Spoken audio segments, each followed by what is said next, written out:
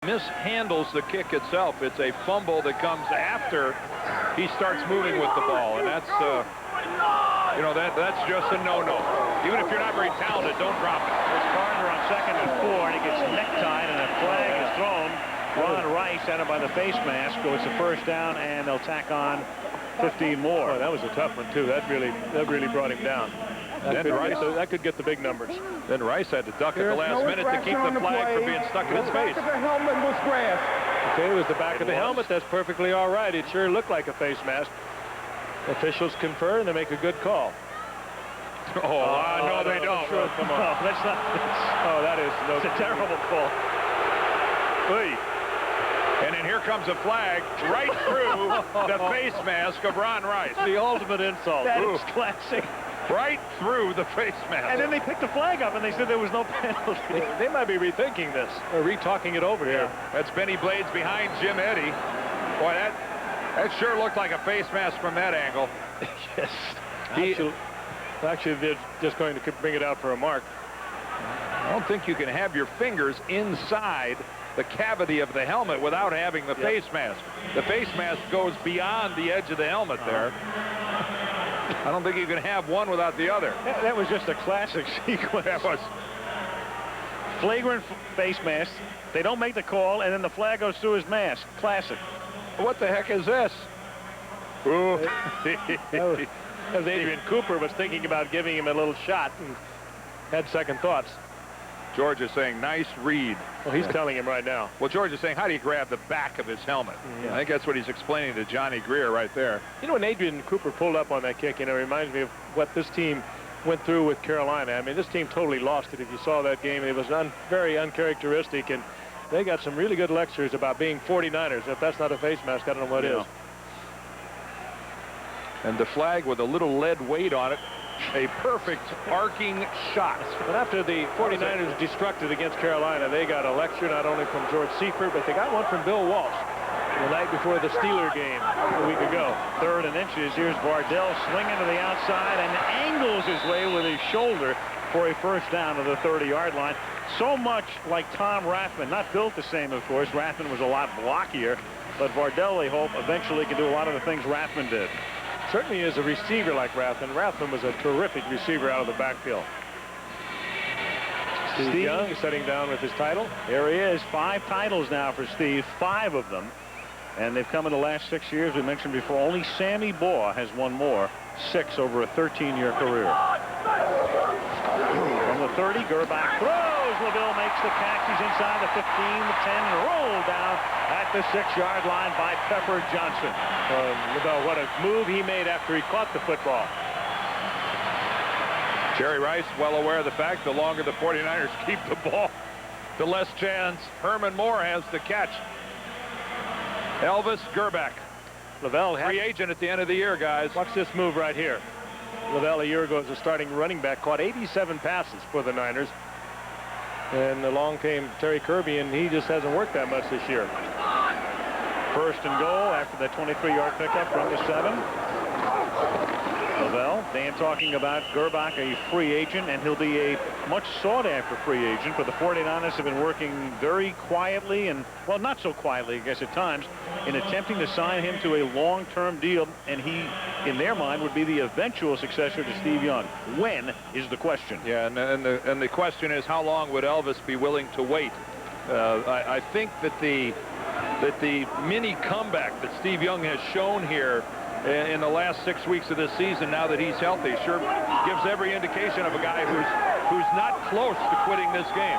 Steve Young knows about waiting, though. He waited for Montana. 2nd and goal. Gerbach dumps it off in the middle, and it is bobbled and then caught by Mike Caldwell, 2nd-year receiver out of California, stopped by Ryan McNeil.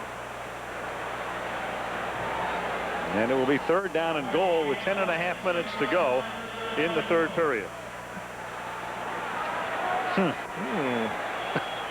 That's a good way to get yourself smacked. Elbow. That will really attract a crowd. It could have been a lot worse.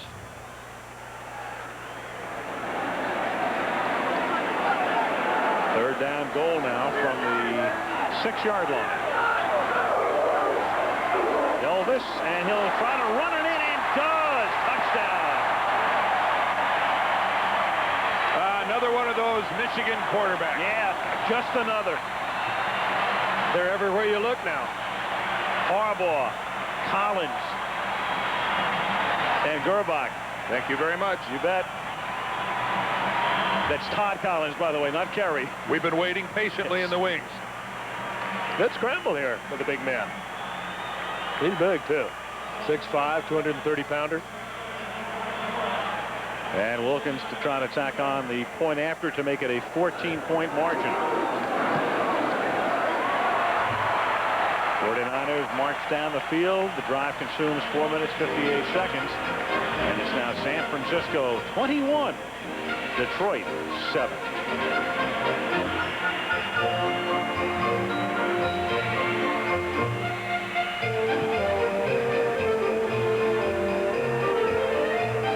We're awaiting his first offensive action of the second half. Herman has caught 6 balls tonight. And Detroit will get the ball for the first time in the half. They're trailing by 14 as Wilkins sends it skyward. Lynn Milburn at the 1, and that's very unusual. Milburn drops the football, but picks it back up, and he's out of bounds at the 17. Milburn has handled over 100 kicks this year. That's kickoffs and punts without a fumble. Of course, technically, that's a muff. A muff, right? Not a fumble. And fortunately for Milburn, it muffed right back up to him, so he was able to take off with it. It did. Two dynamics working here. Henry Moore trying to overtake Rice, and Barry Sanders trying to lead the league in rushing. First down at the 17. Barry at 95 yards. And as you can see, some of the 49er frontline players still in there, and Bryant Young making that tackle comes out. He hurt himself a little bit making that tackle. Bryant kind of letting that left arm hang a little awkwardly as he comes off. Ooh, and that's not good news for the 49ers. They've got to play another football game in 6 days right here against the Eagles. A rather significant one. Yes. Second down and 9 from the 18. Sanders, and Barry corrals his own fumble back at the 15. I guess if the 49ers have a goal right now with less than 30 minutes to play, it's just to keep everybody healthy. And that's not the picture of someone who's healthy. Lindsey McClain, the trainer for the 49ers, looking at the left wrist or hand of Bryant Young. That handoff from Mitchell never made it all the way into the midsection of Sanders. He put the ball on the hip, Frank. That didn't get there. 3rd and 12, blitz. They pick it up, tip, incomplete. Flag comes in at the end. Trying to get it to Herman Moore. Called him Henry a while ago. My former teammate Henry Moore will be very flattered. He will be.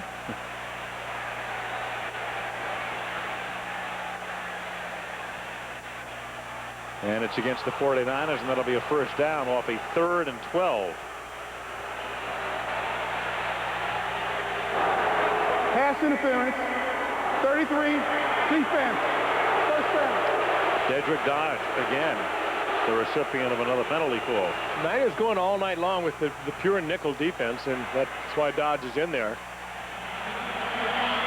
Now they have 6 defensive backs.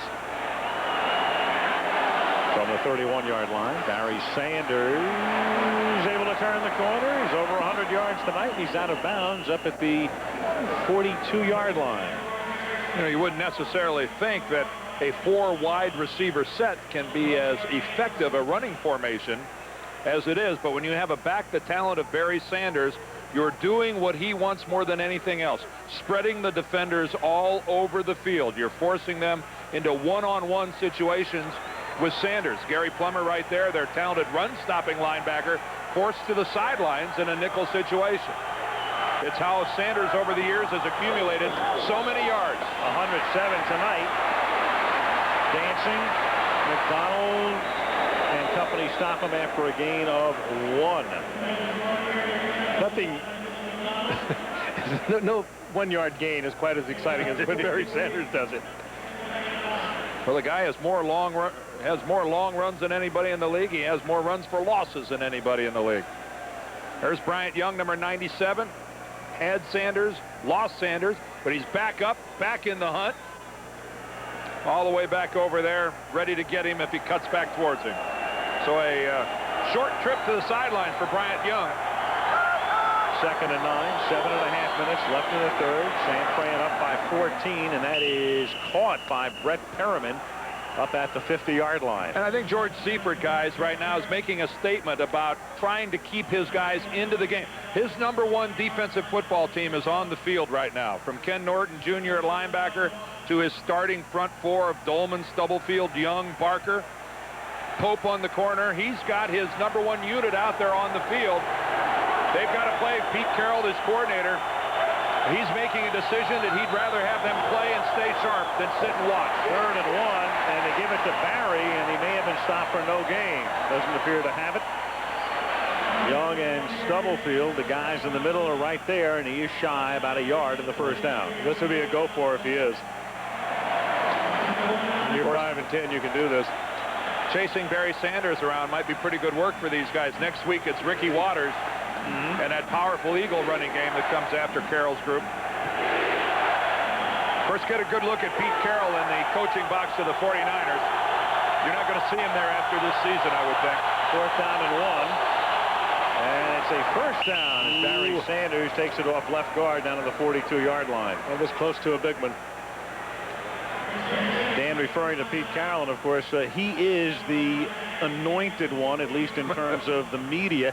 He's much like, I guess, Mike Shanahan was a couple of years ago, and Mike was the #1 guy on a lot of lists. Whoever anointed Mike had it right on. Yeah, well, Mike, of course, went to Denver, where the Broncos wind up with the best record in the league. Did his graduate work right here with the 49ers.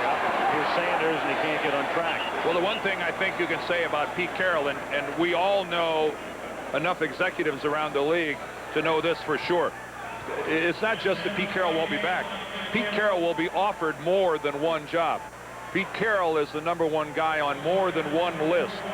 And there are already a number of openings, and there will be more. And Pete Carroll is going to get an awfully good look around the league.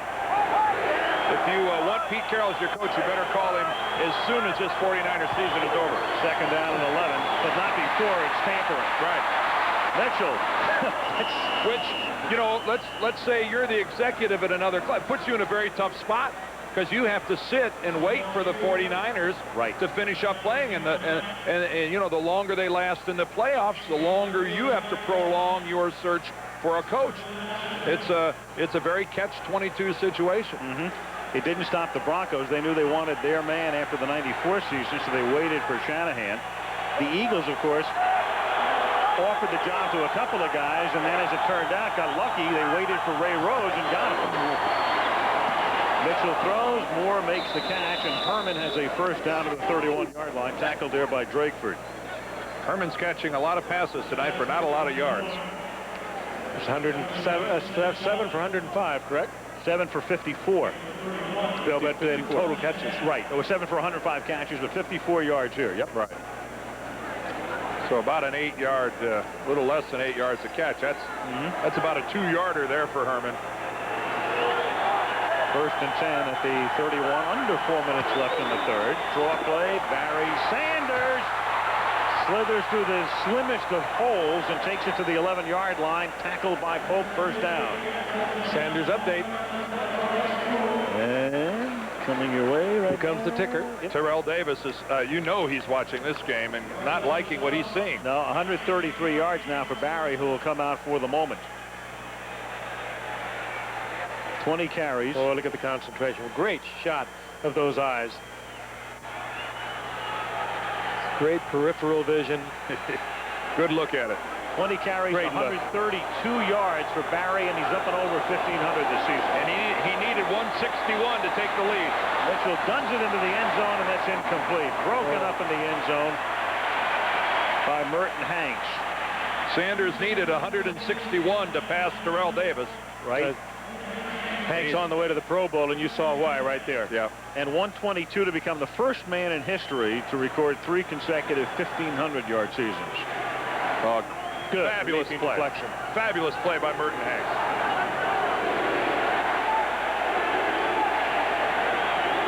Second down 10 now for 12. 3:08 left, third quarter. Well, this is Herman Moore territory. That's Barry Sanders as well.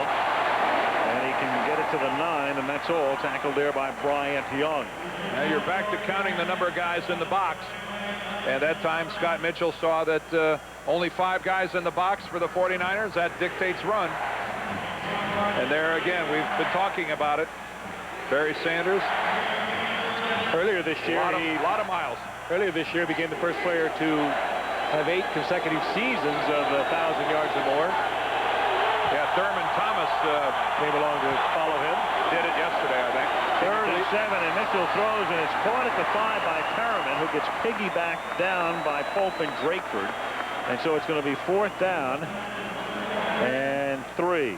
Almost hard to believe, isn't it, that Thurman Thomas and Barry Sanders were teammates at Oklahoma State? It is hard to believe. And the Lions, down by 14, will eschew the field goal opportunity and go for it.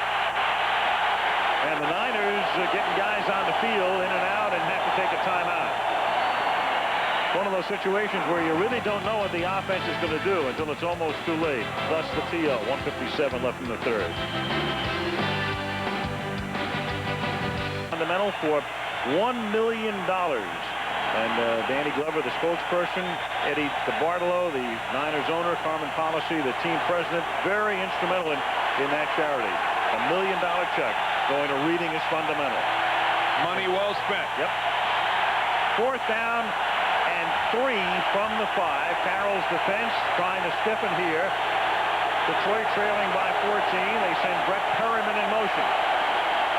Mitchell backpedals, throws into the end zone, caught by Herman Moore for the touchdown. And on that drive, they convert twice on 4th down, and the last time for the touch.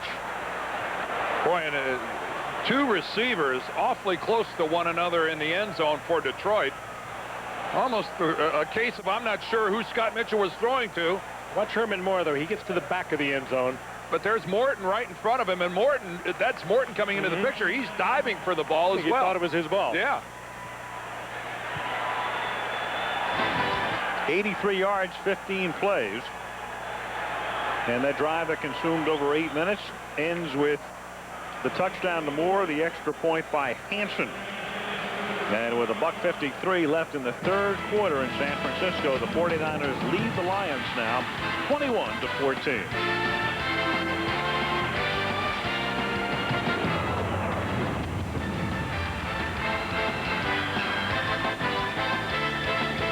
A bridge spanning San Francisco Bay. That shot from the Goodyear blimp Eagle. The 1996 National Football League season concluding tonight in this stadium christened Candlestick Park in 1960. After the Candlestick Bird. You bet. On Candlestick Point. Jason Hansen sends it to the 4-yard line where Derek Lavelle brings it back past the 20 and up to the 26-yard line. 1:43 left in the third. Niners leading by 7 at the stick. Everything you need to know about Plymouth Breeze, you already learned in kindergarten. Take turns. Share with others. Follow the rules of safety. And oh yeah, Brings by Prudential. George Seifert now in his 8th year. His teams not only have been sensational in terms of winning percentage, he's 97-30, but as you can see, his teams have scored 27 points on average, given up just 16.2, and thus he's the only coach in the history of the league whose teams have outscored their opponents by 10 or more points per game. 10.8, in fact, the difference. And only Vince Lombardi, Greasy Neal, and George Allen, among the others, had teams that outscored their opponents by an average of 7 or more per game. George Seifert, like the Rock. Yep. First down from the 26. Little dump off to Lavelle is incomplete. 2nd and 10. Elvis took quite a shot. Elvis is hurt. He's something is not feeling all that well with Elvis right now. It's up a little slowly. Mike Wells dropped him. Elvis bites the bog here. He fell kind of in an awkward way. 6'5", you got a long way to fall. Jeff Brom, who came in, he's the 3rd quarterback tonight on the 49ers roster. 2nd and 10. Lavelle up to the 34-yard line. Brom is the emergency quarterback. If he came in before the end of the 3rd quarter, they'd be forced to use him the rest of the way and not be able to use, if they had to, Young or Gerbach. And there he is. But if you bring him in the 4th, you then can go back to the others. Forget about seeing Steve anyway. I think Dexter Carter would be the quarterback before they brought Young back in. I think that's, He'll go right into the shotgun. I think that's safe to say. 3rd and 2 from the 34. And Elvis has to take a timeout. Niners spend their 2nd of the half. 55 seconds left in the 3rd. San Fran by 7.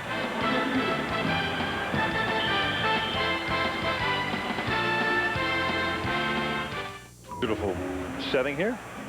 Well, you're watching a football game, and it's such a violent sport and so much contact and everything, yet all of us well aware of the fact that you know, and the day after tomorrow is Christmas, and we're all in the holiday spirit. We wish all of you the very best of the holidays to each and every one of you. Eric Lavelle takes the little swing pass on 3rd and 2 up to the 35-yard line. We're all anxious to get home to our families and have a nice holiday. You bet. Count down our 27th year of bringing NFL football to you, and we wish you all a very Merry Christmas and a happy holiday.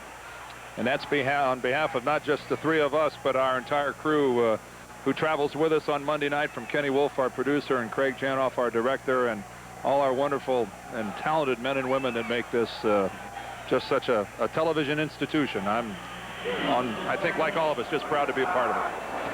27 seasons. We'll wrap it up on Saturday with a wild card action all day long. As Tommy Thompson's kick is fielded by Milburn. He is tackled at the 15-yard line.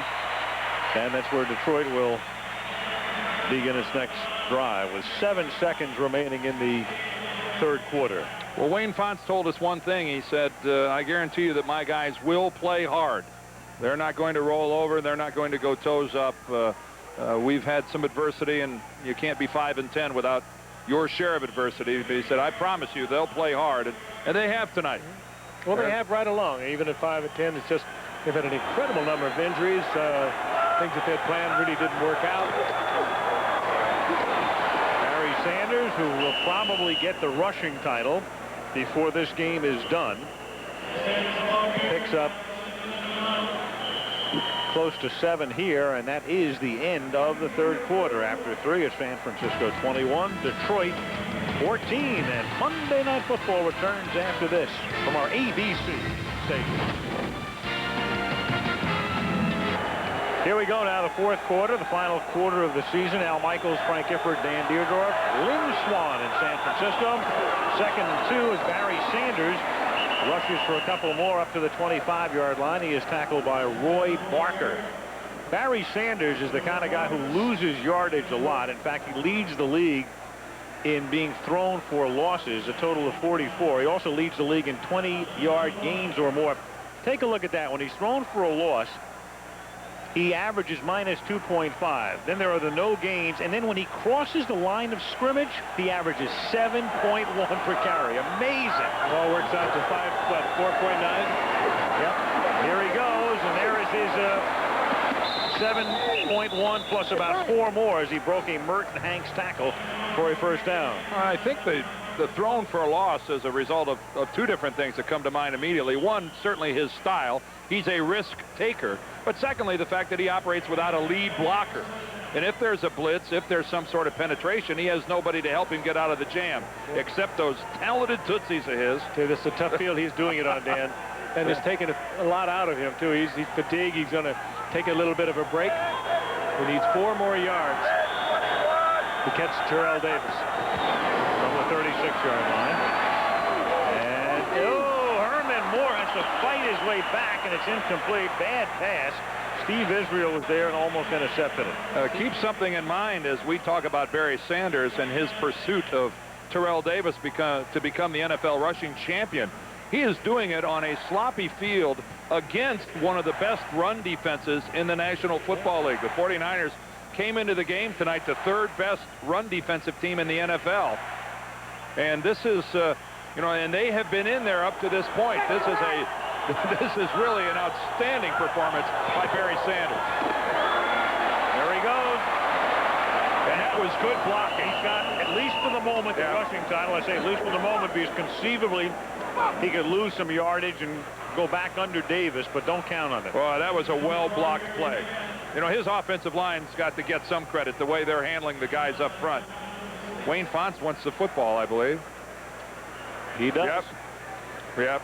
He's well aware of what Barry needs, and that's another rushing title. Well, you know, they're very fond of one another. These two have a personal relationship. Look at that tremendous blocking by the offensive line. You know, Barry Sanders came out a couple weeks ago and said Wayne must stay. His third rushing title, and that's tipped and almost picked off again. Perriman, the intended receiver. Marquez Pope covering. And you can't talk to Wayne Fonts without him expressing what that show of support by Barry Sanders meant to him. Okay, now that he's got the rushing title lead, well, you better be looking for Herman Moore. We'll go back to him now. And there it is at the moment. 6 up on Terrell Davis. Yeah, you'd like to fill everybody's plate. 2nd and 10 at the 46. It's a strange game in that sense. It really is. You know, it's almost creating trouble for himself.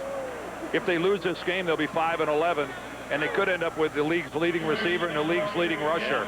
I'm not sure that aids Wayne Fonts' cause.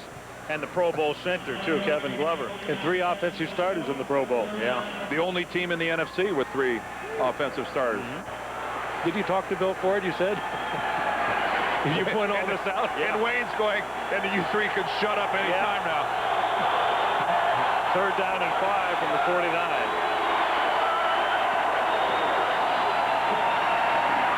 It is caught underneath, this time by Johnny Morton, and he has a first down, tackled by Steve Israel at the 38-yard line. Well, they have some receivers, don't they? Morton, the first-round pick out of USC, and Brett Perriman, Herman Moore, Aubrey Matthews. Well, they led the league last year in offense. They finished #1 this year. Coming into tonight's game, they were Merton Hanks was limping, guys. Wait a second. Here's not good. There's something of note. Didn't mean to interrupt you, Al, but that again can't lose sight. 6 days away from game time with the Eagles. Pro Bowl free safety. That's a coach's worst nightmare right now as Sanders picks up 4 to the 34.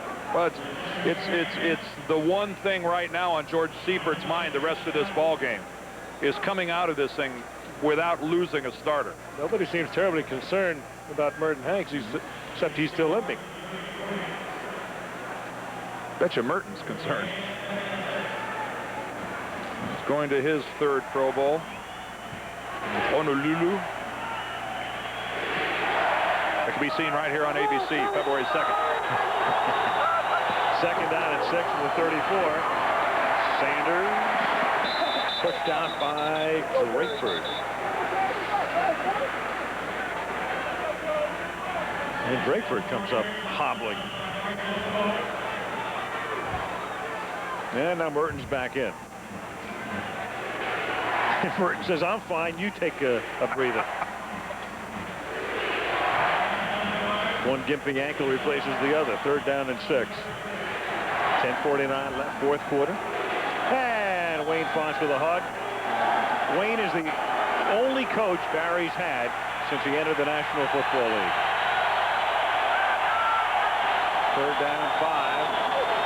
And Mitchell being chased and tackled from behind by Chris Goldman, still showing a good deal of speed in his 12th year out of Pittsburgh.